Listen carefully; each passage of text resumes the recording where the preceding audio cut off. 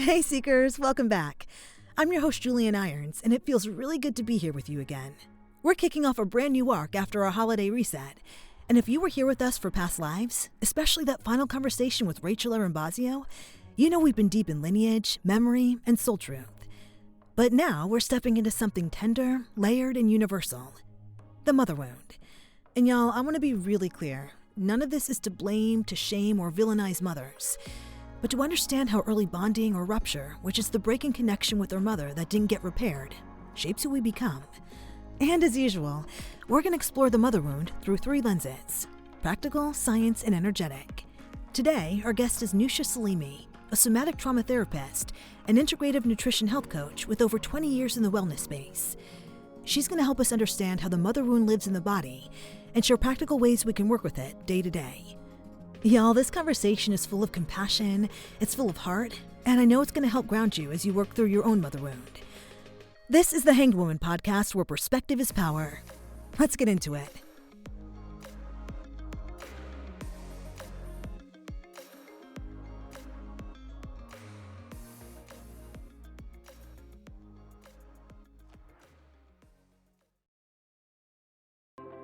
Hey Seekers, if you're building a business and something feels off, like you're doing all the right things, but the momentum still isn't there, it might not just be a strategy problem. At 3 of Cups Healing, we offer intuitive marketing solutions using tarot, energy healing, and heart-centered creative guidance. Because the way you feel in your business shapes how you show up, how you make decisions, and how you grow. We help emerging business owners turn inner alignment into outward momentum, so your business can grow with more ease, clarity, and intention. Seekers, if you're ready to build your business in a way that actually feels supportive, book a free consultation with us at 3ofcupshealing.com. Your vision, your magic. Let's make it real. Together. That's 3ofcupshealing.com. And now, back to the episode.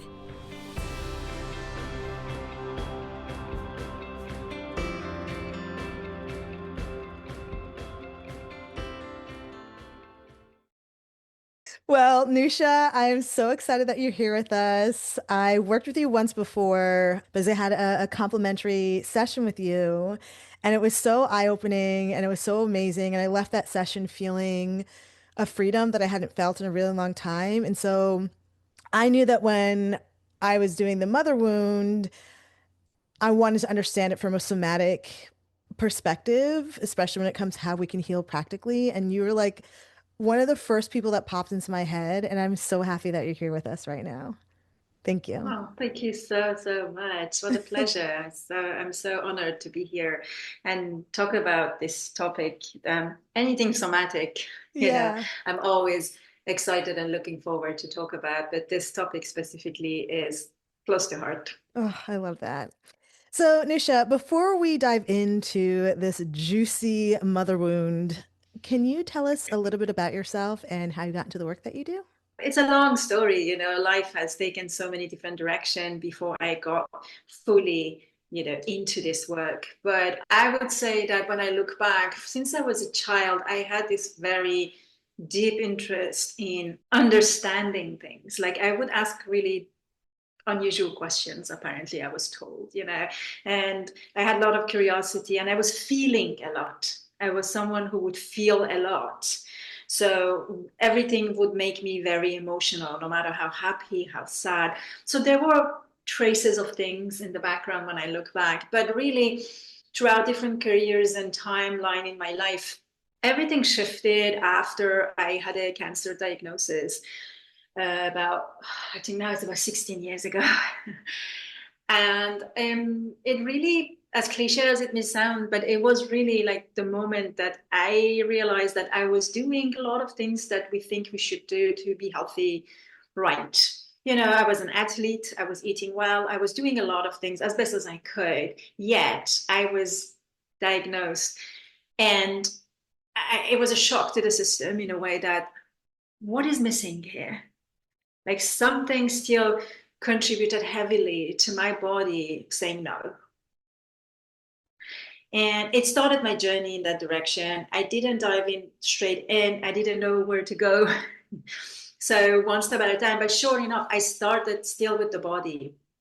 The yogic practices were my gateway in. They were so extremely helpful to just get me into present moment, into the body, to more feelings, to being with, to sit, to understand, to feel, to allow all of those things. And then gradually I kept going and educated myself and studied, and the curiosity continued step after step, and still curiosity very much present, and got me to where I am today. I have this really deep passion and desire for somatic work because it's a big missing piece of any healing, any type of work that you're doing on yourself to feel better, do better, be better. This is a big component of it. Nousha, in your words, what is the mother wound? To me, the mother wound isn't about a bad mother. Let's put that first thing first, yeah? To me, a mother wound is about a nervous system that learned certain patterns in relationship to care, safety, and belonging. You know, it's like this imprint, per se, if you will, that of what we adapted early on in order to stay connected. Like how much of ourselves we express, how much we hold back, how do we feel safe or unsafe in closeness? Because those are the relationships when we talk about mother, safety, closeness, protection, those kind of things. So the mother wound is really about learned patterns of regulation and relationship, not blame, just learned patterns that made sense at the time. And most of these patterns are adaptive. They helped us survive, they helped us belong. They're not flaws. Therefore, you can say they're not permanent. It's all learned behaviors. And in a way, it's a good news because we know there are learned behavior, there are not permanent patterns, and the body can learn new experiences of safety, of support, of self-connection, all of that. So, how does the mother wound show up in everyday life, especially in our adult relationships? The way it shows up in everyday life is less of a big emotional story and more of as a quiet pattern in how we relate, especially in adult relationship. It can look like overfunctioning, people pleasing, difficulty asking for help. That's a big one. Or like feeling really responsible for all other people's emotions and happiness and joy. And felt that one in my gut. Yeah. For some people, it shows up as hyper independence. Like, I'll do it myself. I can do everything by myself, And then for some people, it can be the total opposite, total fear of being too much and being close, and they want to kind of hide and be smaller. So there are different ways in which it can show up in us. But like looking at it as through a somatic lens, again, these are not personality traits. There are regulation strategies that the body learned early on to stay connected and safe. We need to continuously remind ourselves of that. These are not personality traits. Oh, I love how you just called it regulation strategies. I haven't heard it in that way before. Like we had to find a way. yeah. Finding a way, usually in a more sophisticated way, is we come up with a strategy. Strategy is finding a way, right? So these are all regulation strategies we came up with as best as we could when we came up with. So why do you think that thinking about our mothers brings up such complex emotions like guilt and longing, like resentment, grief, and love all at once? Because I know I feel that way when I get like a call from my mom. Sometimes it's a mixture of guilt because I feel anxious, but then there's also love in there, and then I want to be with her, but like there's like this sadness to it all. Why does this happen? I think because our relationship with our mother is often our very first experience of closeness, our very first experience of safety and dependency for most of us. And those experiences are not singular, they're layered.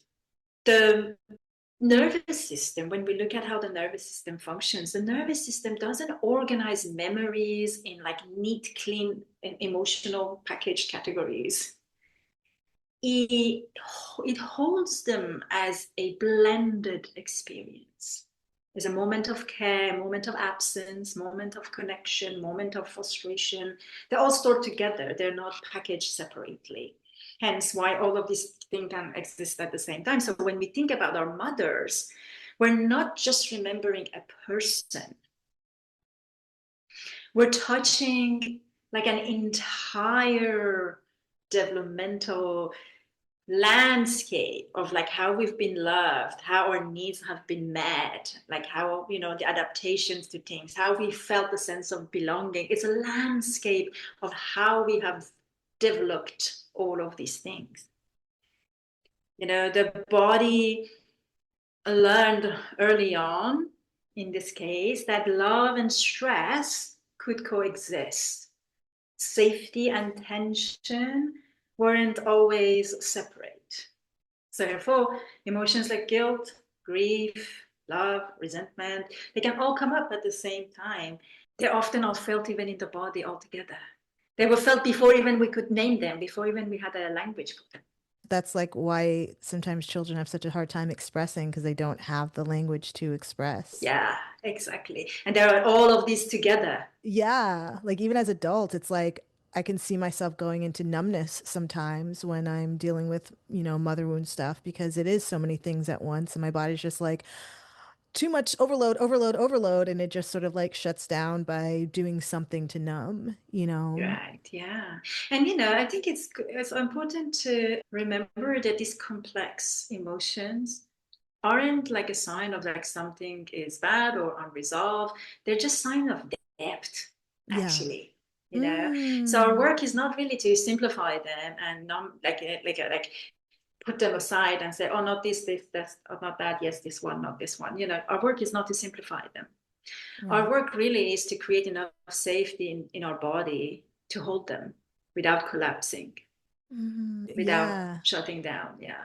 Because it's also like the meaning that we give to it. So if I feel this negative thing, like this guilt or this resentment towards my mother, that must mean something Exactly. negative about me. That's just like the story that I'm telling myself, but it doesn't actually have to be that way. Exactly. Exactly. Right. Ah, yeah, because that's something I struggle with too. Like, oh, God, I'm feeling this resentment. Must mean I'm a bad daughter. Yeah. Yeah. Yeah. We start kind of Yeah. pointing finger, but it's Hmm. not that. It's just like understanding that we are actually allowed to hold all of these things all at once. Yeah. Oh, love that. You know. So we talked about this a little bit at the top, but I want to go into it a bit deeper. And that is about the fact that this isn't about blaming our mothers, right? So can we just talk about why compassion is so important here? And even while we still acknowledge that the wound is a real thing, like we actually feel all those emotions that we just talked about, but it's still leading with compassion is important. Can we talk about why that is? Yeah, absolutely. So compassion is essential in general, but compassion is really essential because the mother wound is not created again in isolation.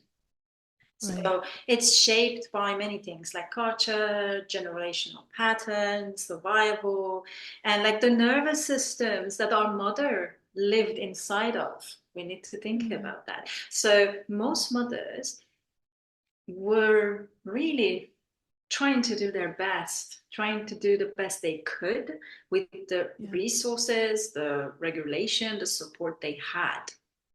Mm. And all of that while they were still carrying all of their unprocessed experiences. So Yeah. that is really important to remember, and that's the compassion piece, right? So that does not mean that the wound you're dealing with isn't real, Hmm. but it just means that the pain exists Yeah. within a larger, much larger context than just like one individual fault. You Mm. know, Yeah. from a body-based perspective, blame actually keeps the nervous system activated. So it kind of tightens the body and locks us into that threat response. On the other hand, compassion creates enough softness and safety for the body to stay present, which is the only state integration and change can actually take place. So when we approach this work with compassion, we are not excusing harm, but we are creating conditions for healing. I love that. And it feels like as I am feeling that in my body right now, it's like, yeah, we're not excusing harm. There is a part of me that's like tightened up a little bit because there's a part of me that's like, well, who do I blame for like the pain that was caused to me? Yeah. Like, who do I point the finger at? Yeah. It's interesting. This reminds me of like some inner child work that I've been doing. And I think we talked about this in our pre-call about how I realized that my sense of like safety and self-worth didn't necessarily come because my mom treated me poorly, because she didn't treat me poorly like when I was like an infant. She was very loving and kind and compassionate, but what I was picking up on was her pain. Mm-hmm. Mm-hmm. And when I realized that, that allowed me to have compassion for my mother, because I just was like, oh my God, like she was going through some stuff too. Like she was going through some things, and it also made me feel so much more connected to her, Totally. because like, you know what I mean? Like I could pick up on her pain, I could pick up on her anxiety. It was really a magical moment of having compassion for her and having compassion for myself as well, you Yeah. know? And you probably notice how much that contributed to healing, Yeah. to change. Yeah. Yeah. So without compassion, we often stay really stuck in resentment, self-blame, Mm, or blaming other, or no. And the other way around is like when we actually approach things with compassion, there's more choice. right. There Oh, is more yeah. emotional range. There is more clarity. Choice. There is definitely lots of choices when we start Yeah. actually looking at a situation with more compassion. Yeah. Yeah. Now, Nousha, you say the body is home. What does that actually mean in the context of healing our mother wounds? Mm. So when I say the body is home, especially when we're looking at it through the context of the mother wound, I mean that the sense of safety, belonging, and holding we may have looked for externally can be rebuilt internally. Mm, For many people, the earliest experience of home was relational. It depended on someone else's availability, right? yeah. When that felt inconsistent, the body learned to stay alert or adaptive somehow, or totally self-abandoning, or, Yeah. So from a somatic perspective, when we talk about home, it means that the body can sense itself without bracing. The breath can Mm, move, sensation can be felt without overwhelm. And that's like an internal signal of I'm here, I'm okay. yeah. Yeah. So that's the sense of home. That's the when the body becomes home, relationships become places of connection, not survival. So, how does early maternal bonding or rupture live in the nervous system and show up somatically later on in life?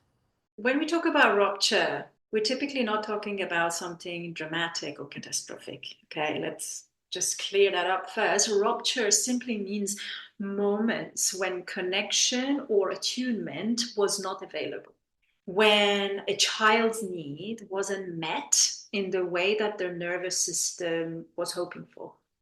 So every relationship has rupture. For a child, things are very like simple. We yet are to have this thinking brain. It's not as developed, right? Things are very basic. It's either yes, no. You love me, you don't love me. You're here means you love me. That's how their nervous system is communicating. You pay attention to me, you care for me, I'm safe. You're not here, you don't do that, I'm not safe. And those are the things, like we don't have the capacity to understand, oh, she's not here because she's at work, because she's going to put food on the table. We can't do that. So our nervous system understands in a very baseline how being loved, being safe, being heard, being seen, being protected is provided. Every time one of those is missed, rupture happens because it's not what we hoped for. So my mom always tells a story about, because she used to have to work in the emergency room, and she always talks about how, like, when her beeper would go off, we would all start to cry because that we knew that meant that she would have to leave. And so that is an example of rupture. Of rupture. Yeah. Got it. Yeah. Yeah. Yeah. Oh, yeah. I feel that. Okay. Yeah. It's very important to know, like, every relationship has rupture somewhere, some point, somehow. It happens, yeah? Because, again, this is the way the person's nervous system was hoping for. So, like, the child need wasn't met because it was not matching what they were hoping for. Got it. Right?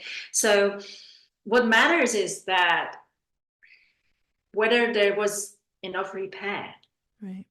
enough moments of return, enough moments of soothing, enough moments of reassurance, because rupture does happen. Yeah. But the important part is what follows. So now, how it lives in the nervous system, again, we're going back to the early on and how the nervous system learns regulation through another person. When the care is actually consistent, let's start with that, the body learns that stress will pass and connection will return. So when care is consistent, that's what the nervous system, aka the body, learns, that, yeah, there is a moment of stress, but it will go and connection is back. Now, when there is frequent rupture, that inconsistency, without repair, the nervous system adapts. It may become hypervigilant, self-soothing too early, or totally shut down all sensations altogether. Like different systems will have different mechanisms. When you look at later in life, these can show up as a body that is alert, even in a safe relationship. Calling me out. Calling me out, Nousha. Oh, goodness. That's why I was like, when I was preparing for this, I was like, whoo, I'm feeling so much, Oh, I felt that in my soul. It can look like having difficulty settling after conflict. It can look like feeling overwhelmed by dependence, feeling overwhelmed by closeness. We may feel somatically tension, chronic tension, shallow breathing, tight jaw, all those things, tightness in the throat, having a hard time resting, or, constantly feeling that you're holding things together, you're holding it together. So, again, it's important to remember these are not defects. They learned strategies. Yeah. I can definitely resonate with that, especially when it's my fault for the conflict and I've done something wrong. I have a really hard time letting it go. It sometimes takes me days to, like, regulate and, like, know that I'm not bad. I'm not a bad person. And, like, I can still, I'm still safe even though I did something wrong. So that's tied to my mother wound. Yeah. And to also hear that that's not a defect, that's like, it's habitual. It's something that I was taught, that I learned, is actually really healing. It gives me a sense of relief. It's so deep, isn't it? I mean, if I dare say, it's the mind-blowing intelligence of your system. The nervous system did exactly what it needed to do to maintain connection at that moment in time, It's such an intelligent, brilliant system. So that's why it's so important to know that it's not only not a defect, it actually is the brilliance and the capability of your system to come up with these strategies. Remember, like, the body does not remember rupture as a story, remembers it as a pattern. And again, it's a good news because patterns can be change, can be gently rethought. New patterns can be created. And maybe that's why it's making me cry because it gives me a sense of hope. I don't have to be stuck here. So all that stuff that we just talked about, what might we notice in our body if there is unresolved mother pain? When there's unresolved mother pain, we pay attention to the body. What we often notice first is not really a clear emotion, as I mentioned before. It's a pattern. So we notice a pattern of tension or a pattern of vigilance or a pattern of collapse, or, depending on what strategy we have attuned ourselves to. So this can, look like a heavy chest, a knot in the stomach, shallow breathing, or like even like the sense of like bracing, even in like moments of calm. We're just ready for impact always. And that one is a killer. I had that for a long time. Like I was always ready for impact. So some of us may feel that hyper alertness, that we're always scanning, anticipating the needs, staying ahead of, a couple of steps ahead. And then some people will go the other way, numbness, fatigue, shut down.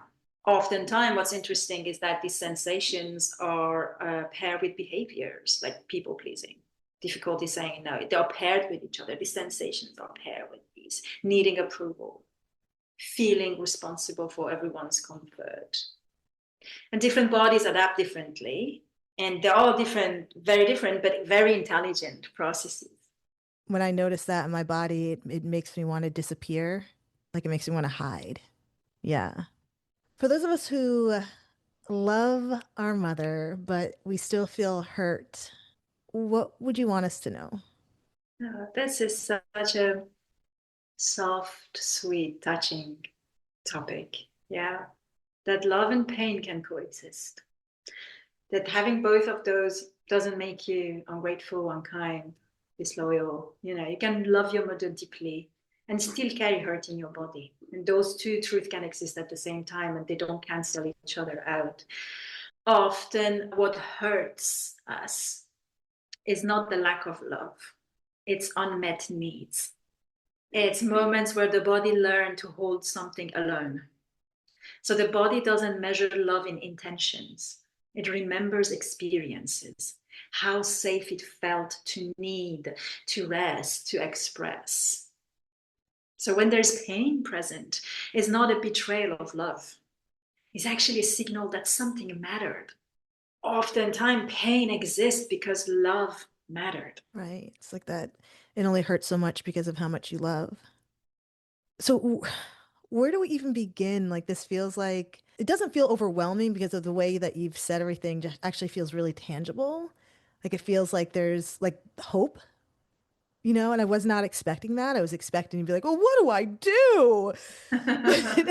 But you've given me a sense of hope with healing these things because now I'm more aware of what's happening in my body. So for those of us who have a mother wound, where should we begin in this healing journey? Yeah, it's a great question, as you said, because it can sometimes feel overwhelming too, when we get all the information in the most clear way. But I would say the first step isn't to analyze your mother or revisit the past. In my opinion, the first step is to build safety in the present. I believe healing the mother wound begins by noticing how your body responds in everyday moments, especially around closeness, around needs, around rest, around receiving support. Just noticing how your body responds in those moments on a day-to-day, moment-to-moment. Because before we can change a pattern, we need to learn to be with it. So that might look like, pausing when you feel the urge to overgive. And instead you pause and maybe you ask yourself, what am I needing right now? And you see, I put my hands on it's just my quickest way to connect to myself. Like every time I want to feel and ask the question, I have to put my hand on my body. So to really be present, and it's just me, but it really takes me there. Do we put it on the place that we feel the discomfort, or do you suggest putting on our heart and our belly? It can, yeah, it can be on the place you feel the discomfort. It can be on the heart. It can be on Yeah. the belly. It's really up to you. There is no right or wrong in here. Trust where it goes. Just where your hand goes. Yeah, really do trust your hand. Do trust your Yeah. senses. Trust yourself. The body knows, so trust where it goes. You know, no, for example, another great example, and that is something I know very well. Notice how your breath changes when you ask for help. Now, that was a big one for me. Big one. Like I Oh, now that I, now that I know more that's and I've been good. working on this and on myself for so long, like I recall Yeah. moments of like I could almost not breathe. Yeah. You get that, I feel that like tightness in my throat and in my chest of like feeling like a Mm-hmm. burden is what when I need to ask for help, and that makes me clench. Mm-hmm. Yeah. Mm-hmm. Yeah. And these moments are really opportunities to offer the body a new experience, not through forcing, but through those small acts of presence. So again, when we think about where to start, that's why I say start to build safety in the present, because every time we are facing one of these moments in the present now, this is our opportunity to start offering the body a new experience. Okay, Seekers, I think this is a really great place to take a break. We'll be right back with the episode. Here's a perspective shift. Your business doesn't need more pushing, it needs alignment. At 3 of Cups Healing, we offer intuitive marketing solutions using tarot, energy healing, and heart-centered creative guidance. We help emerging business owners turn clarity into momentum and vision into action. So, Seekers, if you're ready to grow your business with more intention and ease, book a free consultation with us at 3ofcupshealing.com. Your vision, your magic. Let's make it real. Together. That's 3ofcupshealing.com. And now, back to the episode.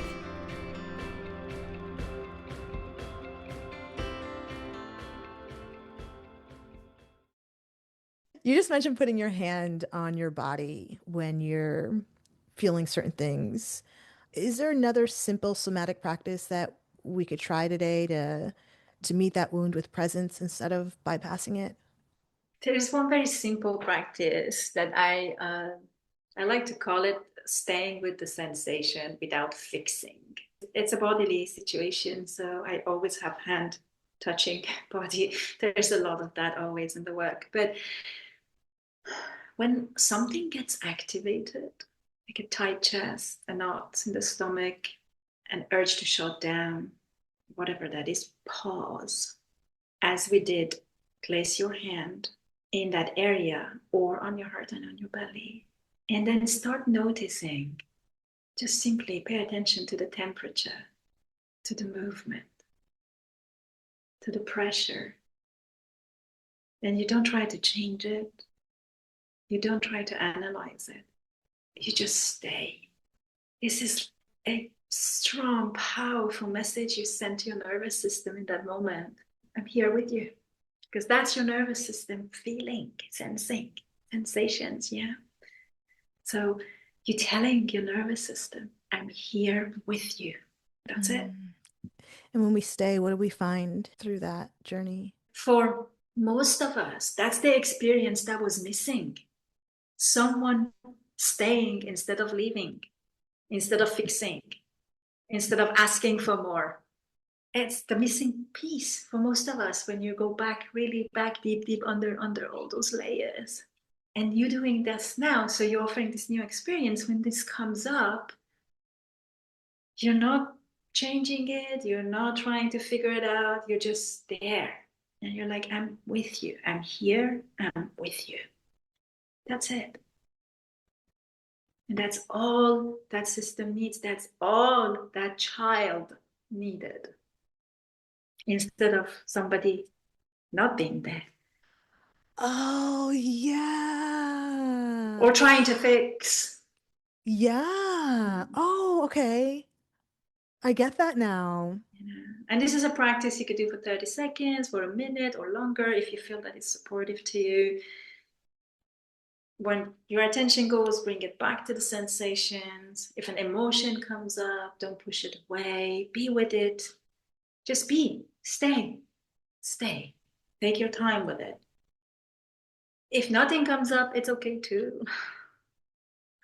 And remembering that presence, I get that a lot with some people I work with, that but nothing comes up and they feel something is wrong here. Presence isn't about feeling more, it's about staying connected to whatever it is. It's just stay and just remind continuously, I'm here with you. I'm here with you. That's it. Yeah. Was that unmet need being met? Right. Don't be angry. Why are you crying? I'll give you something to cry about, or trying to fix it. How can we tell when our nervous system is dysregulated versus grounded? You can often tell the difference by noticing how much effort it takes to be yourself. Like when your nervous system is dysregulated, there is usually a sense of urgency or a sense of bracing or a sense of collapse. So the body feels either too activated or too shut down.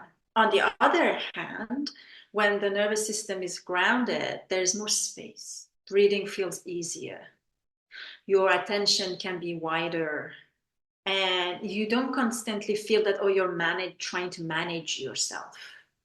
You're just being, you know, you know, with more physical side, this regulation shows up as shallow breathing, tight shoulders, jaw, racing thoughts, being very irritated or being very numb. That desire to either we want to fix something or run away from it, like fight, flight, right?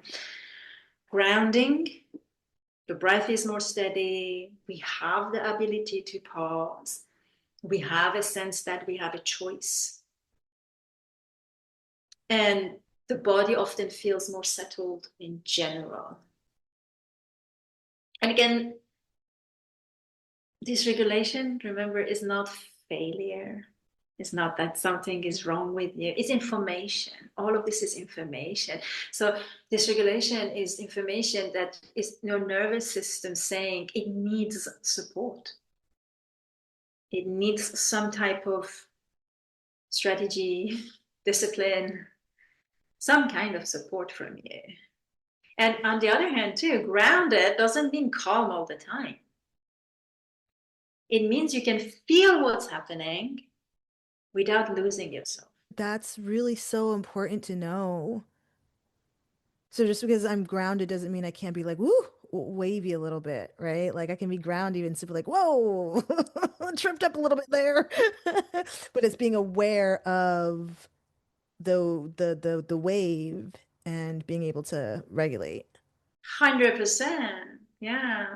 allow myself to feel. Allowing yourself to feel. But my teacher used to say it was like not being part of the story, being the observer, right? So it's the same thing when we talk about nervous system regulation. A healthy nervous system is the one that can go in and out of regulation. Dysregulation, regulation goes in and out. Yeah. And so it's very important to know that because we want to be grounded, it's not like we're not going to experience any of these things because we're grounded. Oh, no, we are. But how do we carry ourselves through it? I love hearing that because I feel like there's so much Yeah. like it's one or the other, right? But like to know that it doesn't have to be that way, that gives us so much more room to just be free and like live, you know? Absolutely. Yeah. Absolutely.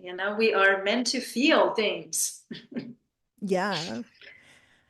So one of the things I really wanted to talk about was abandonment, Mm, because I know the mother wound can show up in a lot of different ways, and abandonment is one of those ways that I know a lot of us feel, whether we had a present mother or not. mhm, I know you said you had a process for navigating abandonment. Can you walk us through that? Absolutely. Yeah. It's like, I would say, 5 steps.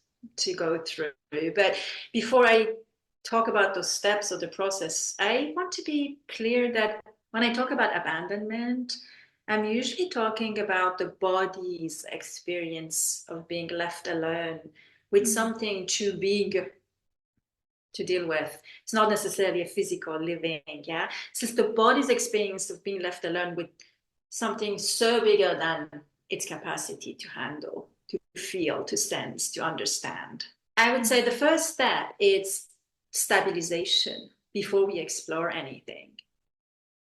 We don't go into a wound while the nervous system is highly overwhelmed. So this means like learning how to notice early signs of activation and offering the body simple ways to settle. It can be through breath, through movement, to orienting to environment. A lot of tools and techniques can come to play, but really working on stabilization before even we explore anything else. The second step after that, with tracking patterns, not stories.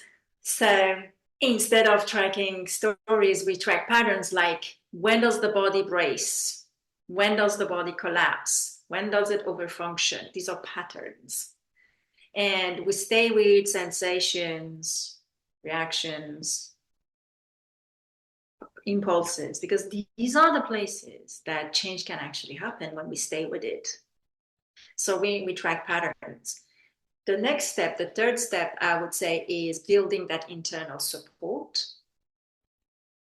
So a big part of this work is helping my client to build that internal sense of support, learning how to stay with themselves when something feels hard instead of abandoning themselves first, which is usually the case, yeah. The fourth step after that would be practicing repair in real time. So then when we practice repair in real time means that noticing when the body feels misunderstood, alone, dropped, and gently bringing presence back to the body. Again, that, as we discussed earlier, that might mean pausing, naming what's happening internally, and then offering reassurance to the body.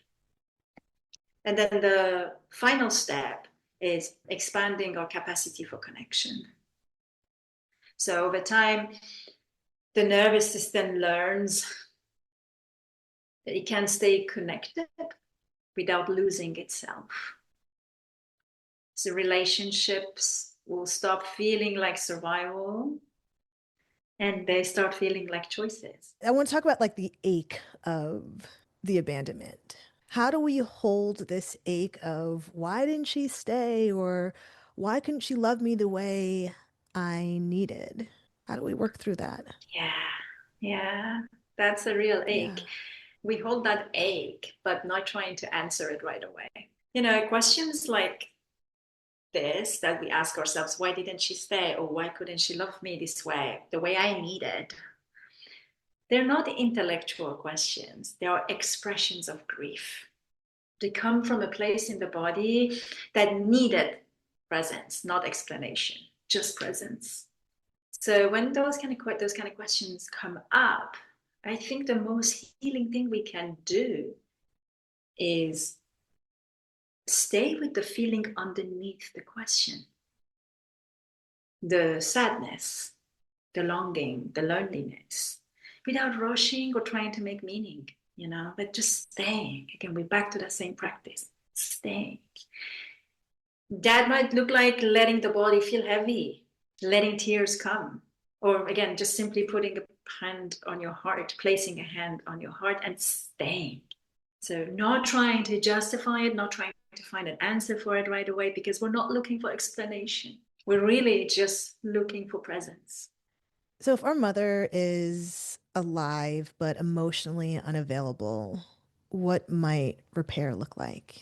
So repair doesn't always mean that the relationship would change the way we want to, the way we wished it would. Yeah. You know, that's very important to know that repair always doesn't look like the way you want it to look like. Yeah. But when a mother is present, alive, but emotionally unavailable, I believe repair often begins internally, Yeah.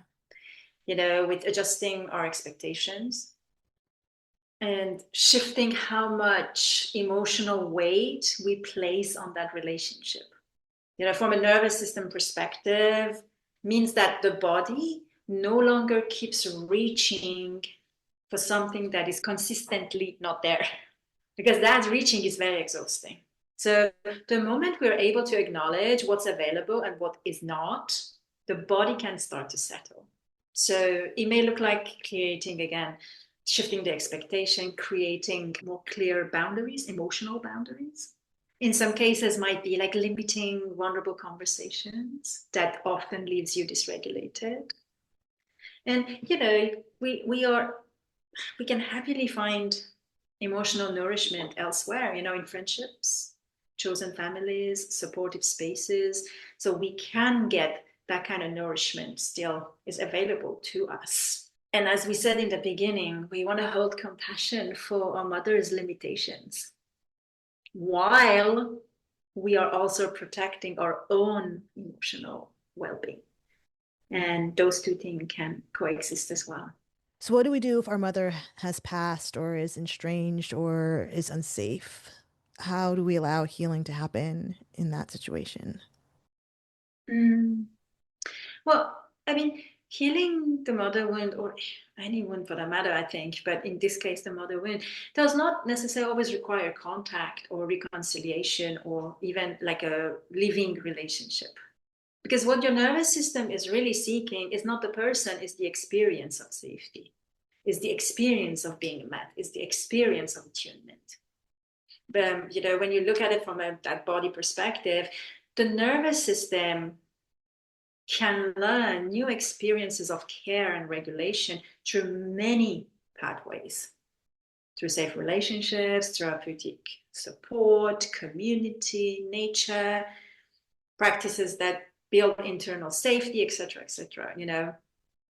It's remember, the body responds to experience, not history.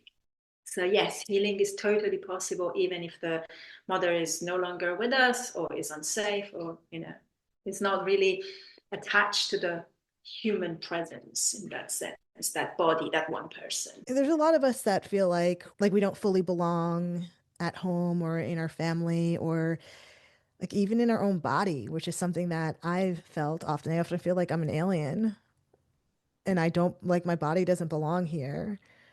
What is the connection to the mother wound with those feelings? I think for many people, the mother wound is less about specific event, and more about missing is that sense of belonging. So that's it. That's it. I feel like if the earliest environment didn't consistently feel safe, welcoming, attuned, the body may never have fully learned or relaxed into the idea that I belong here. I never learned, really had that experience that, oh yeah, I belong here. It often, begins in relationship, and over time it can extend into how we relate to our body, to our family, to the world, etc. And it can expand over time to all aspects of ourselves and life. And again, I repeat myself here, but belonging for a nervous system is not an idea, it's a felt sense, because it's all sensation, it's all about sensation. It shows up as the ability to settle, to take space, to feel oriented, welcome inside yourself, like it's a sense. So what shifts for us when we start to sense that? When we start to sense that like belonging Mm. to ourselves, like what shifts for us? When someone starts feeling, begins to understand that, and begins to belong really to themselves, life stops feeling like something they have to earn or manage all the time. There's this very subtle but powerful shift. The body isn't constantly like bracing and abandoning or rejecting, or like in conundrum in a way. So like, instead of asking, am I allowed here? Mm, There is this sense of I am here. yeah. It changes to that. So again, in the body, it feels more like an ease. The breath is easy, less chronic tension, greater ability to be present with emotions without being overwhelmed, all of those type of experience. There is more choice when to rest, when to engage, when to speak, when to step back. Yeah. Relationships change too. We often stop over-explaining, over-giving, shrinking in order to stay connected. So we stop those things. And the connection becomes something we are participating in and not something we perform for. Yeah, I love that. How does the mother wound manifest differently in men versus women? Well, I believe in general that the mother wound doesn't belong to one gender, but it can express itself differently depending on how safety, emotions were allowed or discouraged. I think at its core, it's about the nervous system, about how a nervous system learned to stay connected. And different people were often conditioned to do that in different ways. So in many women, the mother wound can show up as over responsibility, emotional attunement to others, difficulty receiving care, people pleasing. There's often in women, there's often a pattern of self-abandonment in service of connection. Like we abandon ourselves because we want to stay connected, staying small, accommodating everyone to feel loved. There is a sense of self-abandonment for women most often. In many men, it can show up as emotional distancing. When they say emotionally unavailable, you know, it can show up as a sense of discomfort with vulnerability, that need to be strong, independent, self-sufficient. I don't need anyone. So for them, it can be that instead of over attuning to others, the body learns to shut down all emotional needs altogether to stay safe. Somatically speaking, from that lens, these are two sides of the same adaptation. One moves towards connection by merging, and the other by separating. Yeah. So both again are strategies that the nervous system learned to preserve attachment. And of course, again, these patterns aren't really exclusive to any gender. Healing can look in so many different ways also for everyone, as well as patterns. So it's really not gender specific. I love all this work that we've been talking about. Like, I've had so many aha moments in this conversation. Now, for those of us who are ready to begin our healing journey, what are like three gentle ways that we can start practicing today? So I would say number one, build a daily moment of body check-in. Once or twice a day, pause and ask, what do I feel in my body right now? Not what you think, not what you think you should feel, just sensation. Yeah. This helps rebuild that trust between you and your body, which is a foundational step for healing in general, but when we're talking about motherhood, even more. So it builds that trust between you and your body. So once or twice a day, take a pause, ask, what do I feel in my body right now? Step two, practice receiving without earning. Oh, yeah. That's a tough one. That's a tough one. Yeah. Notice, I know. Notice where you resist receiving help, rest, care, kindness, etc., etc. Just like, oh my God. That is something that I have actually consciously been trying to work on myself is like, I don't have to earn my rest. I don't have to earn eating food.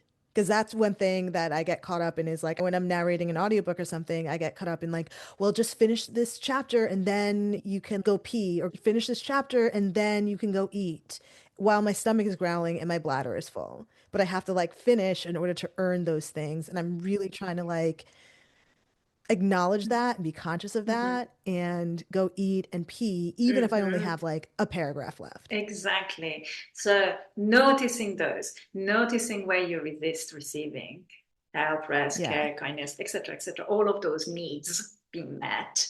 Mm-hmm. So it's like practice just letting something small in without explaining, apologizing, giving back immediately, receiving a Right. compliment, as part of it. This really is a gentle way to retrain your nervous system to experience support without fear. And Cool. then the Yeah. third suggestion I Mm-hmm. have, and remember, you don't have to do all of these things, but you could. Mm-hmm. The third suggestion I have is stay with discomfort for a few seconds longer. So when Ooh. discomfort comes up, sadness, frustration, anger, longing, etc., see if you can stay present for a few extra breaths instead of either distracting yourself or trying to fix it. How do all these like self-regulation practices, how does that support healing our mother wound and repairing it? These self-regulation tools, practices, they support mother wound repair because it teaches the nervous system something new. That distress does not equal abandonment. Early on, a regulation often depended on someone else. And when that support was inconsistent, the body learned to either be hyper alert or shut down. Yeah. Now, self-regulation here helps us rebuild that missing experience of being met, not by replacing others, but instead adding internal support to the game. And we talked about boundaries a little earlier, especially with like setting boundaries with mothers who are not emotionally available. What role do boundaries play, especially when boundaries feel really scary and terrifying to set? Like I will be, if I set this boundary, I will be abandoned, I will be left. Totally, yeah. Boundaries, they play a very crucial role because they are one of the ways in which the nervous system learns it's safe to stay connected without self-abandonment. When boundaries feel terrifying, it's often because early on, closeness and survival were linked to compliance, not choice. Through the lens of your nervous system, setting a boundary can feel like a threat. The body anticipates loss, conflict, abandonment. And that fear is not irrational, is learned.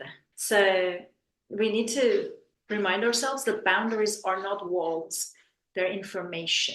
They tell the body when it can rest, what it wants to can to say yes to, or how it wants to be present in a relationship, or filling the blank. So there are information. So each time someone honors a small boundary, let's say resting, saying no, changing the pace of a conversation, whatever that might be, they are teaching their nervous system that connection can actually survive with honesty. So compliance does not equal connection. You can be honest and still have connection. And for those of us who I feel this, but for those of us who are afraid that healing means losing our mother or our connection to her, what would you say to us? Well, I really want everyone to know that healing doesn't mean you're losing your mother. It means losing the version of the relationship that required you to abandon yourself.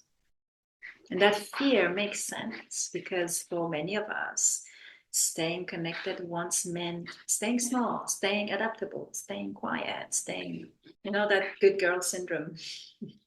The nervous system learned if I change, I might lose love. And there are some relationships to shift with healing. It many actually become clearer, calmer, less charged. There is that you see that very often actually, and in some cases, if distance is needed, it's not because healing broke the bond, is because healing made the truth more visible. Healing does not take away the love.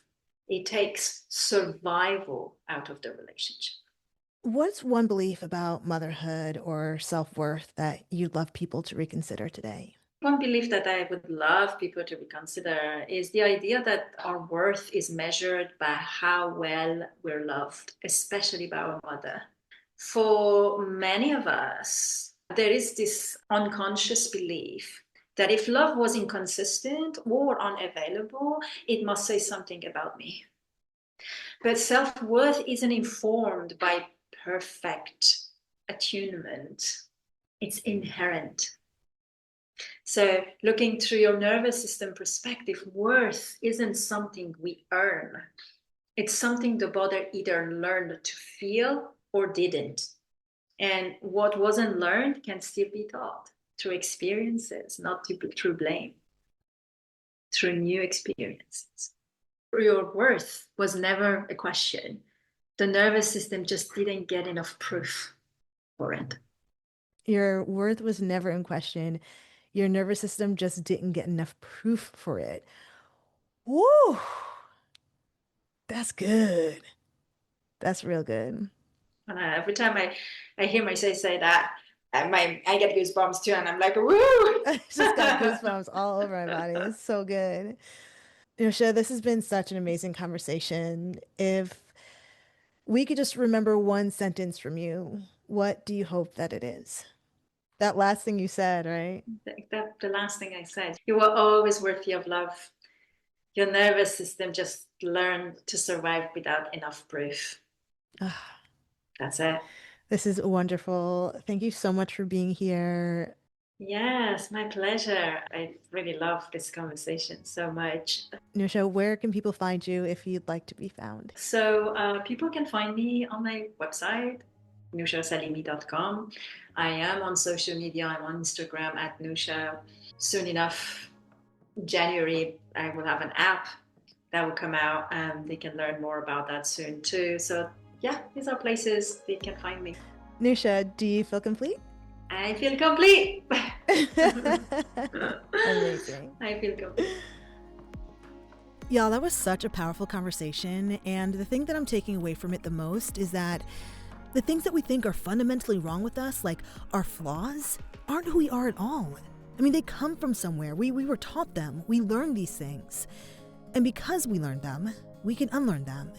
And that feels so incredibly empowering. Next week, we move into the science of the mother wound with someone you're probably familiar with by now, Dr. Damarty Burgos. We're going to dive in deep to how the mother wound affects the brain and nervous system. Y'all know I love the science of things, so I am so excited to share it with you. I'm Julienne Irons, and this is the Hanged Woman podcast, where perspective is power. If you feel inspired, please like, share, or follow so we can keep the conversation going.